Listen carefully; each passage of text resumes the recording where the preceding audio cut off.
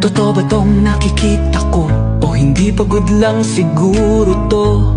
Bakit binabarikadahan, sinisigawan ng dating pinunong bayan ng isang taong kamukha nung sa parisan? Syudad nila na minsang aktibo sa karahasan, ngayong malinis at progresibo kaysa sa ilan. Sigaw nila siya na ang mamuno, para mga durugista ay tumino. Oh, oh, dating pinupuri, tinitingala, nagbigay dangal sa lahi. Pag may lumalapit, abot tenga ang ngiti. Mahal ko ang Pilipinas,